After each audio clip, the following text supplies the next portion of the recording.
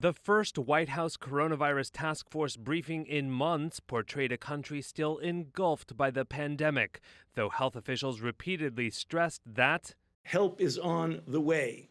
Thursday's briefing, which featured some familiar faces, minus President Donald Trump and advisor Scott Atlas, highlighted the unprecedented spread of the coronavirus in the U.S., with officials urging Americans to stay vigilant until a vaccine arrives.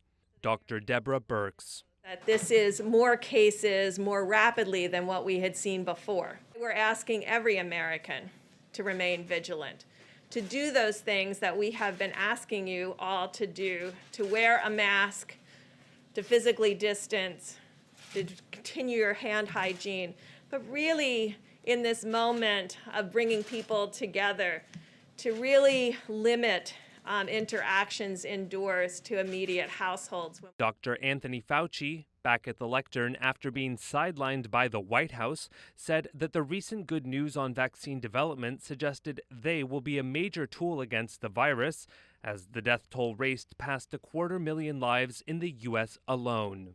About 7 or 8 months ago, I stood at this exact spot at a time when there was really an extraordinary surge in cases in the northeastern part of the country. However, I also said, if some of you can remember, that there's an opposing force to that, and that opposing force is us. But there's another opposing force to that, and that's a vaccine. Vice President Mike Pence stressed that the country would move quickly once vaccines were approved.